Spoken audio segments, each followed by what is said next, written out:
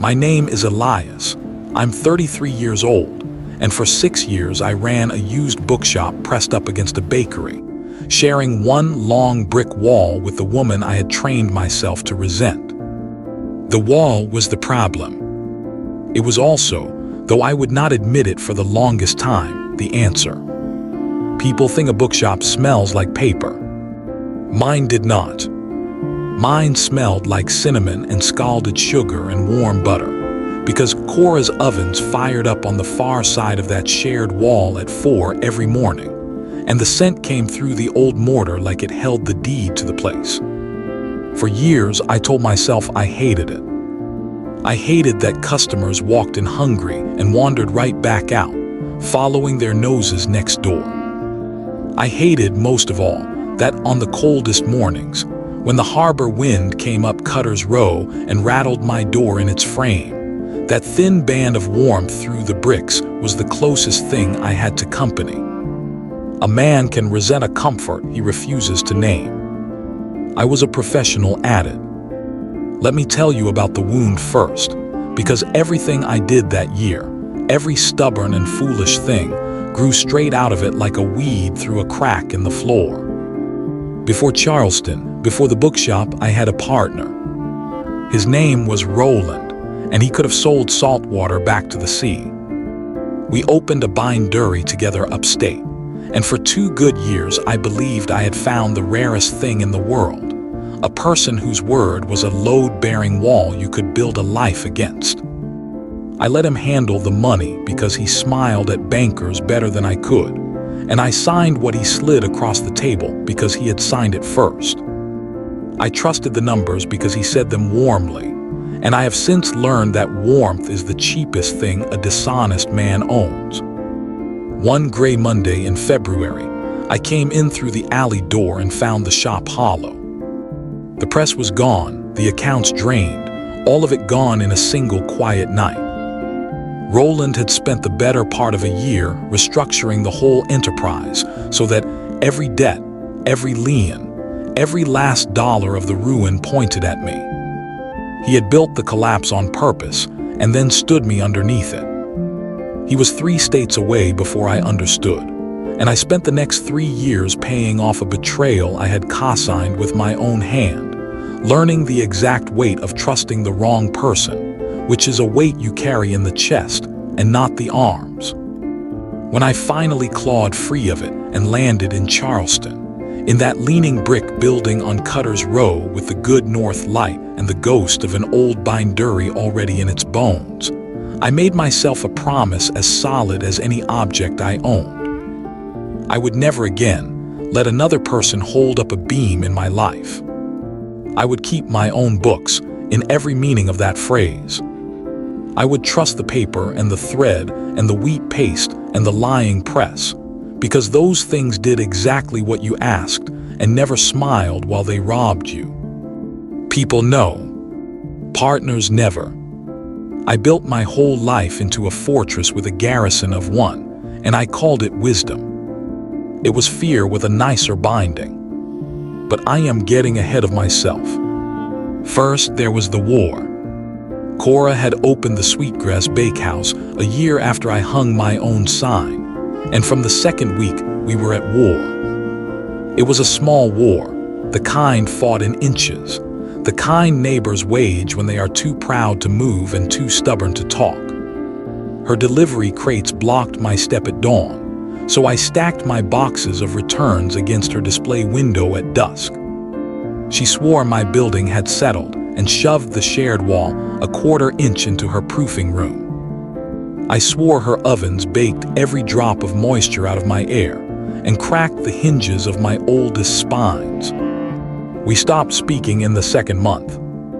After that, we spoke only in notes, and the notes got shorter and colder as the seasons turned, until they were not even words anymore, just initials and arrows and hard underlines. 2 grown adults conducting a blood feud in the punctuation of sticky paper on a shared brick wall. The one small cruelty I remember clearest cut the other way.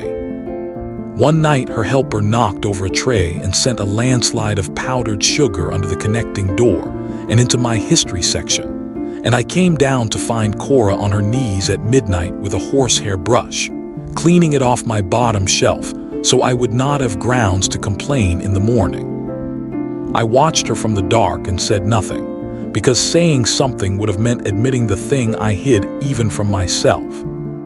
Cora was the most alive person on that whole crooked street. She wore flour in her hair the way other women wore pins, without noticing and without apology. She laughed with her whole chest at jokes that were not even good. She knew every regular by their standing order and their standing heartbreak, and carried both without dropping either.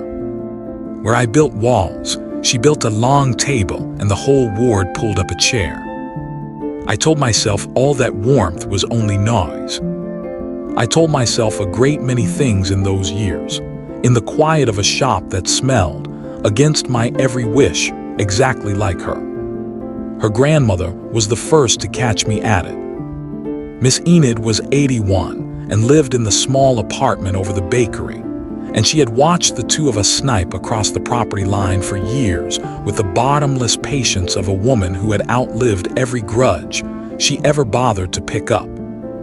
On warm afternoons, she sat in her second-floor window with a sweating glass of tea, and when I passed below, she would drop a line onto me like a soft stone into a still pond.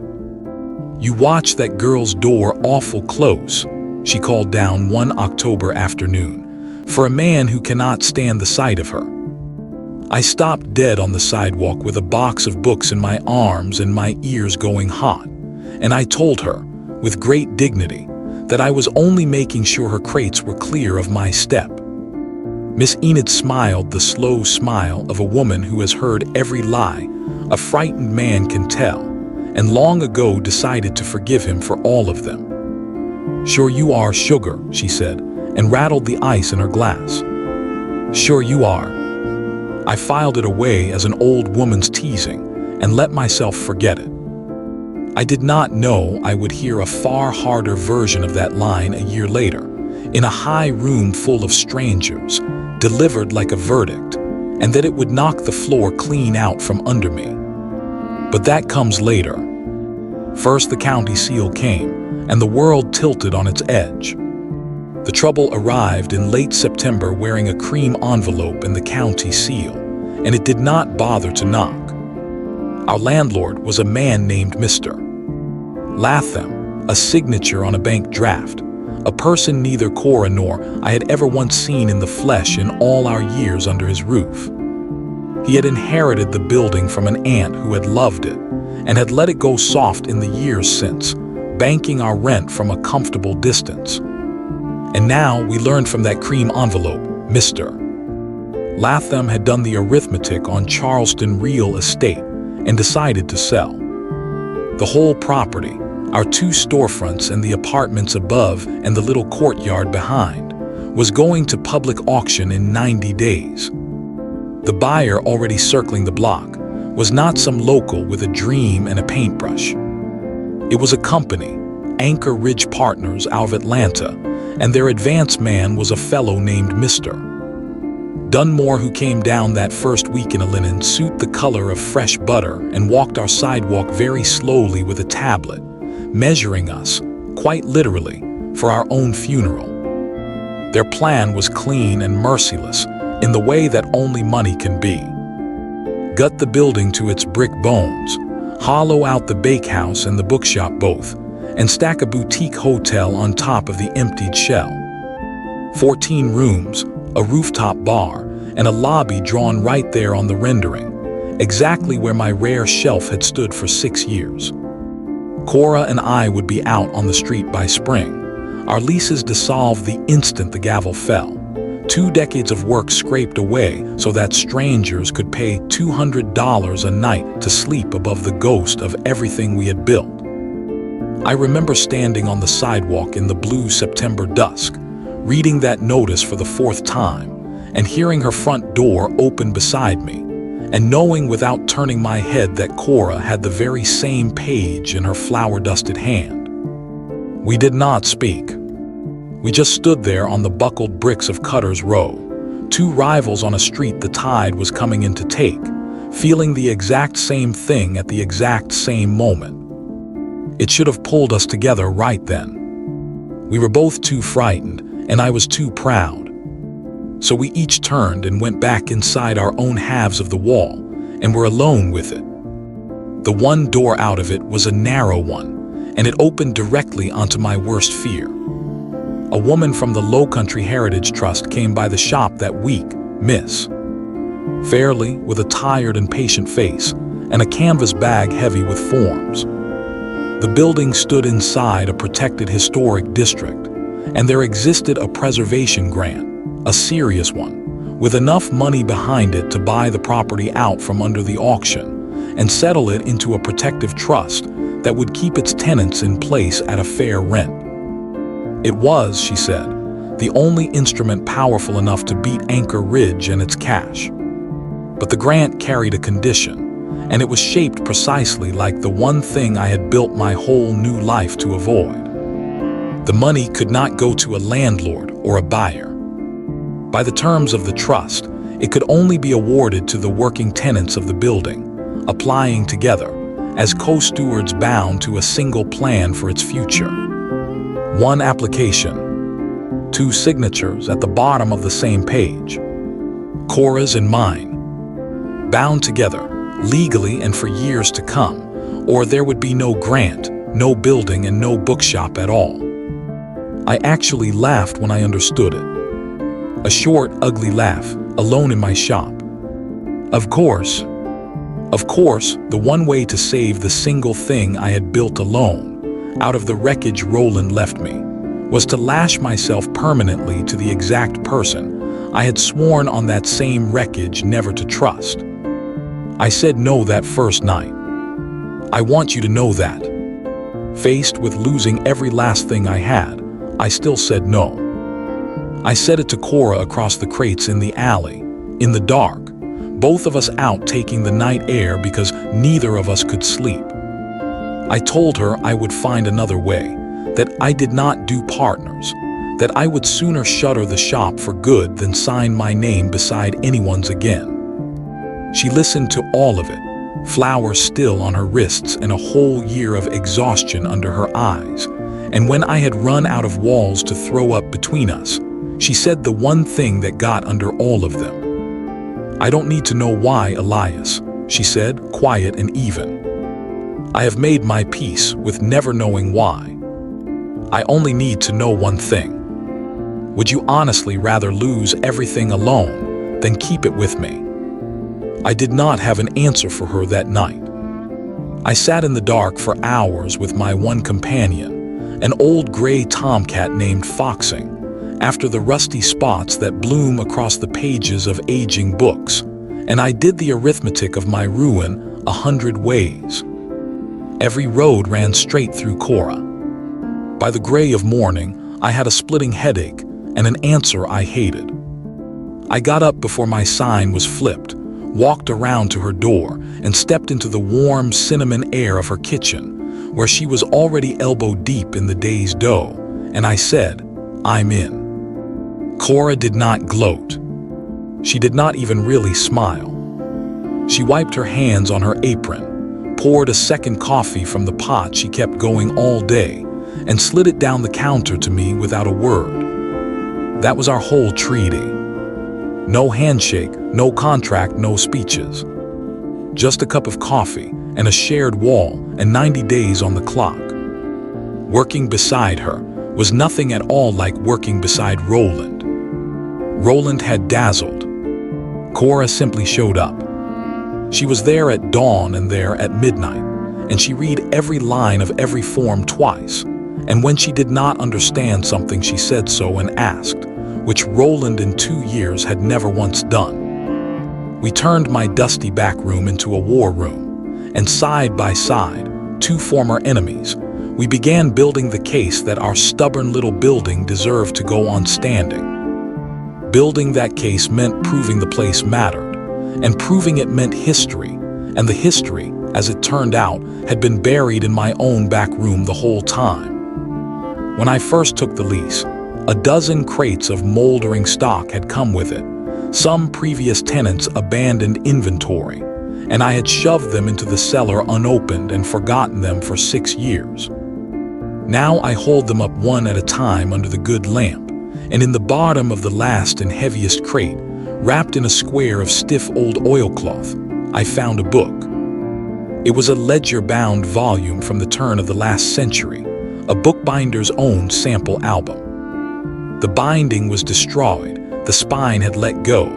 The boards were warped and bloomed with damp from some flood 100 years gone. It was, in other words, precisely the kind of beautiful ruin I had given my life over to healing.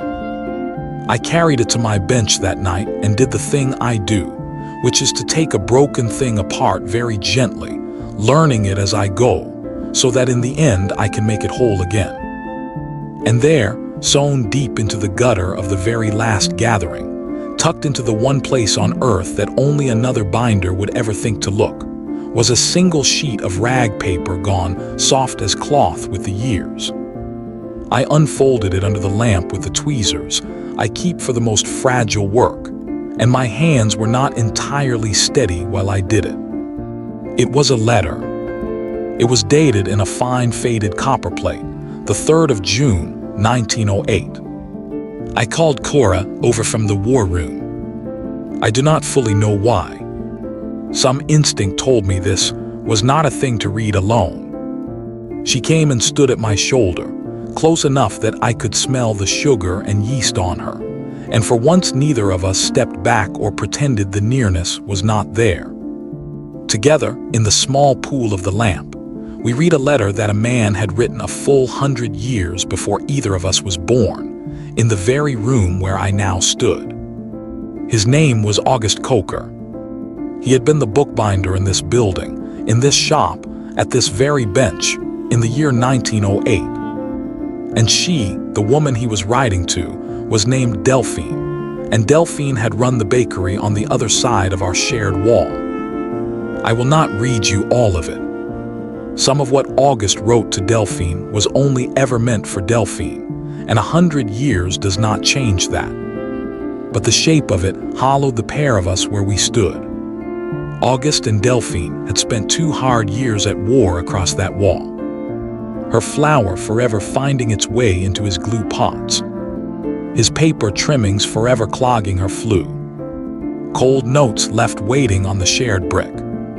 He had come to Charleston carrying a wound of his own, had sworn after some old ruin never to trust a living soul again, and had aimed the whole of his stubbornness at the one woman on the street who insisted on baking warmth straight through the wall he was working so hard to hate. And then he wrote the line that made Cora lift her hand to cover her mouth.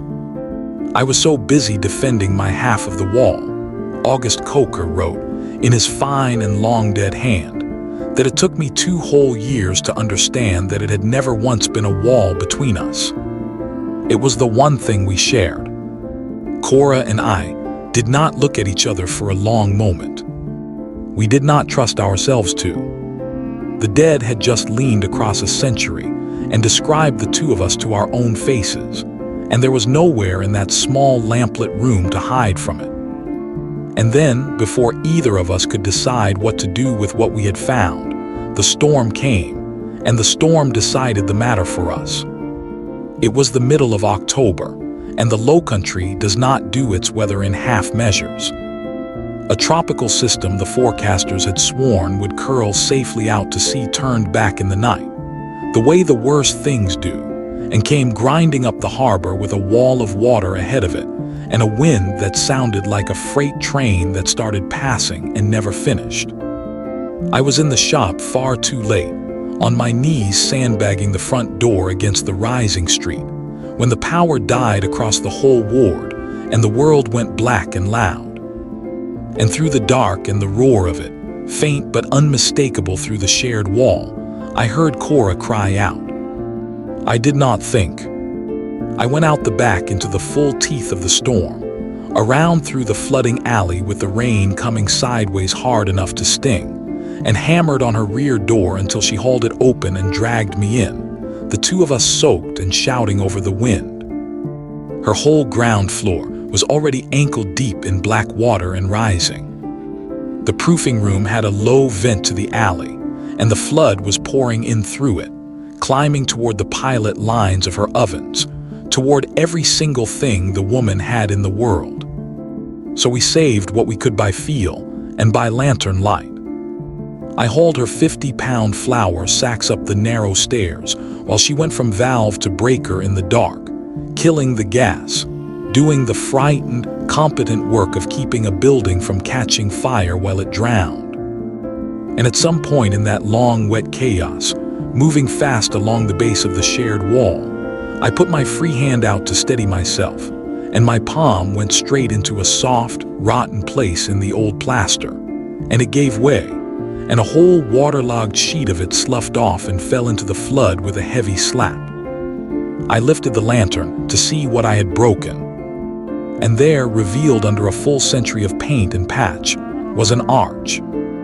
A bricked-over doorway, cut clean through the middle of the shared wall, sealed up so long ago that neither of us had ever known it was there, standing in exactly the place where August Coker's letter had hinted a passage between the bindery and the bakehouse once stood open. Cora waded over and stood beside me, both of us breathing hard, both of us soaked to the skin, both of us staring at the ghost of a door that somebody had walled up a whole lifetime before either of us was born. In the swinging lantern light, her face was wet with rain, and, I think, with more than rain, and she said it so softly that I nearly lost the words under the wind. They had a door, she said. August and Delphine. They actually cut themselves a door. We did not kiss that night. I want to be honest about that, because the moment was somehow too large a thing for it.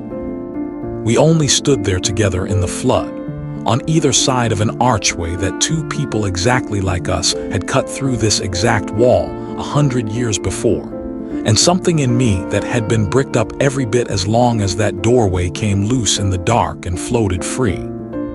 I reached over through the rain and took Cora's hand. She let me. She wrapped her cold fingers through mine and held on while the storm spent the last of its fury on the roof.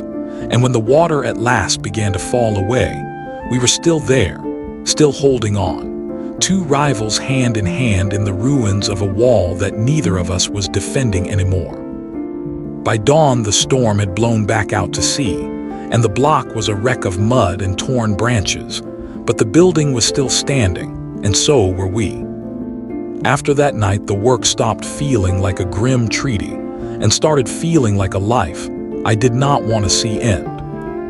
We spent the whole of November chasing August Coker and Delphine through the county archives, and every scrap we turned up made our grant case stronger and the thing in my chest ache harder. They had married in the spring of 1910. An old sanitation survey noted an interior door between the two storefronts. Cut, it recorded with clear disapproval, without a permit. They had done it themselves, the binder and the baker, against the advice of every sensible soul on the street, so they could pass books and warm bread between their shops without stepping out into the Charleston rain. They ran that building together for 40 years. And when August died an old man in 1951, Delphine had that doorway bricked up solid again within the month, because she could not bear to stand in her bakery and look through it and not see him coming toward her with a book in his hands. I told that story to Miss Fairley, sitting in the war room with the survey spread out between us, and I watched her tired eyes fill up and spill over, and I knew we had our case. But somewhere in those weeks of shared archives and shared coffee and long silences that had stopped being hostile and started being something else, I had quietly stopped working to save my bookshop and started working, without ever admitting it to myself, to keep from having to leave the room she was in. She would fall asleep on the war room floor at 2 in the morning with a grant form on her chest, and I would lay my coat over her and sit there and simply watch her breathe, terrified of how badly I did not want that room to ever empty out again. Miss Enid saw every bit of it naturally. She took to leaving a second glass of tea on her windowsill and calling me up to drink it, and she never once said the word love to me. She did not need to. She only kept pouring the tea and watching me with those knowing eyes, letting me sit up there in her window as though I already held a standing right to the chair. And then, a week before the hearing that would decide everything, I very nearly burned the whole of it to the ground, because a wounded man can always find the wall in any room you put him in. It was early December. I came back from the archives one gray afternoon to find Mr. Dunmore stepping out of Cora's bakery with his tablet under his arm and all his linen calm in place, and I found Cora behind her counter with a business card in her hand and an expression I could not read. And every old alarm Roland had ever installed in me went off at once, screaming. I asked her not gently what that had been. Dunmore had come to make her a private offer. If she quietly dropped out of the joint application and let the sale go through, Anchor Ridge would build her a brand new bakery in the lobby of their finished hotel, rent-free for 3 years. A clean, bright way out that saved Cora completely and sank me completely at the very same time. I did not ask my next question kindly.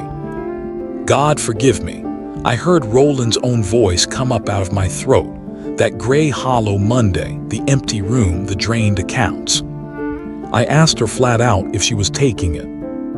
And then I kept going, because a frightened man cannot leave a wound alone once he has found the ragged edge of it.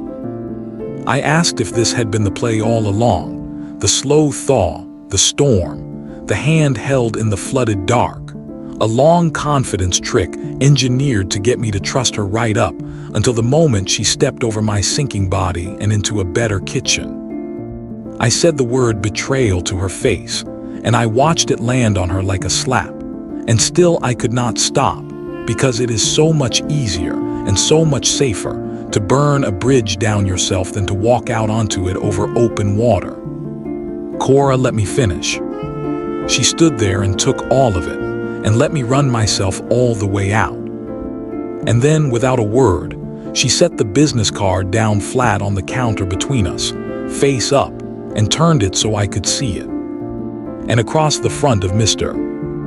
Dunmore's expensive card, she had already written a single word in her heavy, blocky baker's hand. The word was no. Just that. No underlined twice. I turned him down an hour before you ever walked in here, she said, and now her own voice was shaking, not with guilt but with fury and hurt in equal measure. I kept his card so I could frame the no and hang it in the new bakery. Our bakery, the one we are saving. She came around the counter to stand square in front of me. You know your own wound so well, Elias, that you will cut yourself wide open on it before you will let one person get close enough to help you carry the weight of it. I am not the man who ruined you. I have been standing on your side of a wall for 2 solid months. Look me in the eye and tell me you honestly cannot see that. I could not answer her. So I did the thing I was best in all the world at doing. I turned and I left.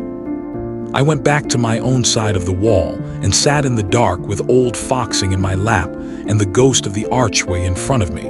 And I understood at last, far too late as always, that I had just done to Cora the precise thing Roland had once done to me. I had been handed a beam in someone's life to hold, and I had let it drop, not because she had failed me, but because I was too frightened, still, to bear the plain terror of being held up in return. The hearing was set for 3 days later, and I will confess that I very nearly did not go.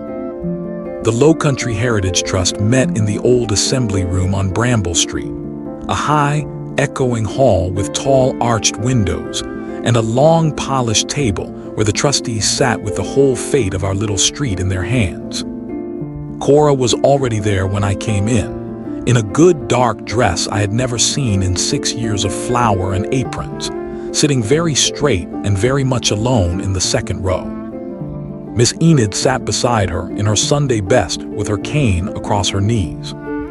Across the aisle sat Mr.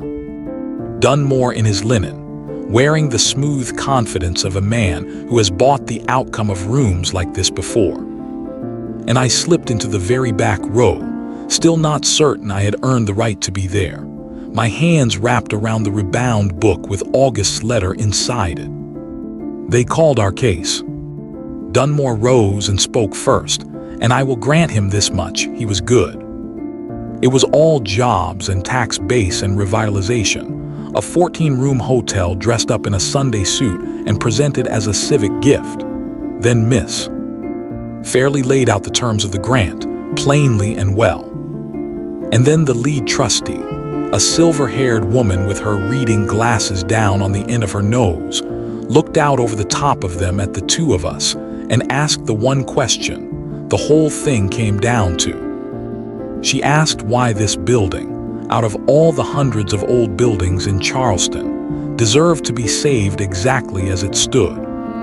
Cora got to her feet to answer it, and I watched her hands tremble where they gripped the back of the pew in front of her, and I watched her square her shoulders to carry, all by herself, the thing the two of us had built together out of a feud and a flood and a dead man's letter. And I found I could not stay in the back of that room 1 second longer.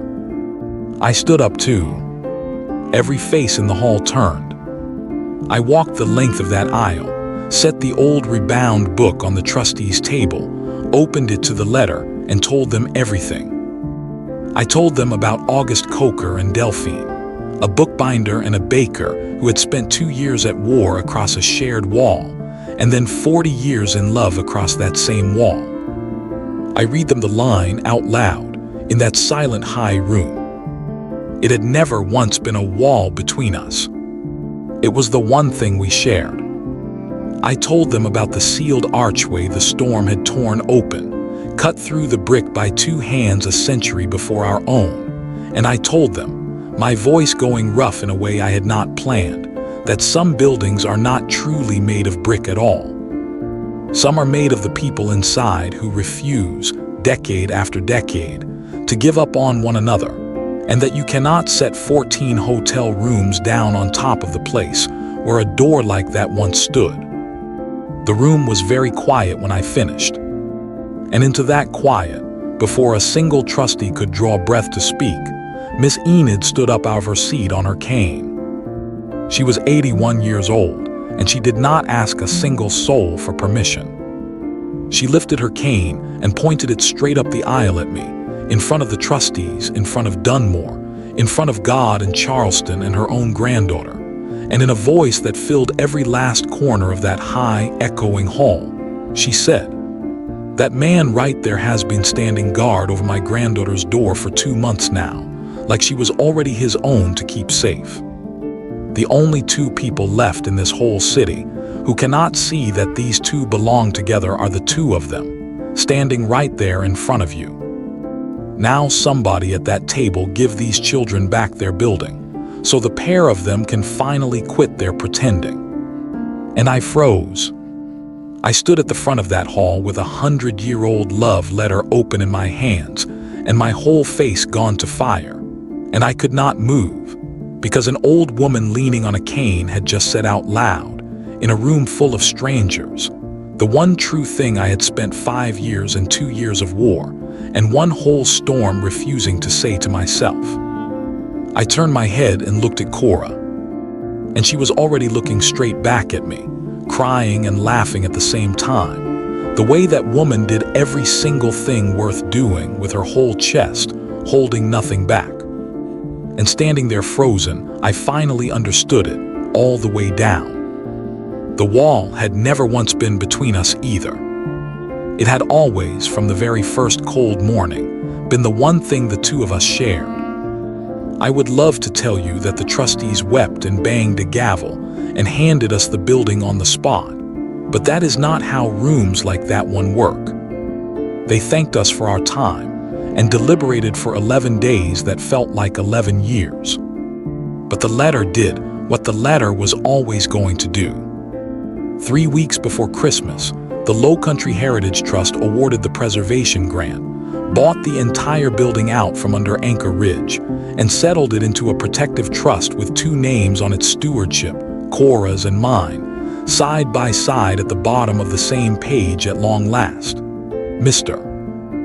Dunmore drove his fine linen suit back up the interstate to Atlanta, and we never saw the man again. The building was saved. The bookshop was saved. The bakery was saved. And so, though it took me the longest to notice, was I. We opened the archway ourselves that spring. We did it the same way August and Delphine must have, by hand, one brick at a time, on a quiet Sunday when both shops were closed. And when the last brick came free of the old mortar, and I brushed the dust away and could see clean through the shared wall into the warm gold light of her bakery, Cora was standing there waiting on the other side of the gap, with flour on her hands, in the exact spot where a baker had once stood 100 years before her, waiting for a stubborn binder to finally gather his nerve and walk through the door. So that is what I did. I stepped through the wall I had spent 6 years defending, and I kissed her in the open gap where the bricks had been, and half the ward, who had gathered on the sidewalk without a single one of us asking them to, cheered as though we had done something genuinely brave. And maybe we had. That was 4 years ago now. Old Foxing is buried out under the live oak in the courtyard, and there is a small gray kitten asleep in the shop window this very morning who has not yet earned herself a name. The archway stays open always.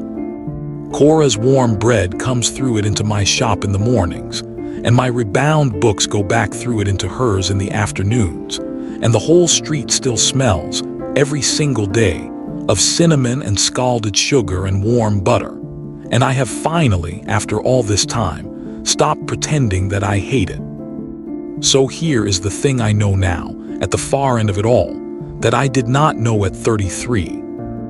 It is the thing the old letter and the old woman and the one long shared wall spent a whole year teaching me, and I expect I will spend the rest of my life trying to be worthy of the lesson. I had spent the whole first half of my life believing that the way to keep from ever being ruined again was to build the wall a little higher. Keep your own books. Hold your own beams. Trust the thread and the paste in the press, and never the person. And I was wrong, in the deepest way a frightened man can be wrong. A wall does not keep the ruin out. All a wall has ever done is keep the warmth from getting in. The bravest thing I ever did was not surviving what Roland did to me.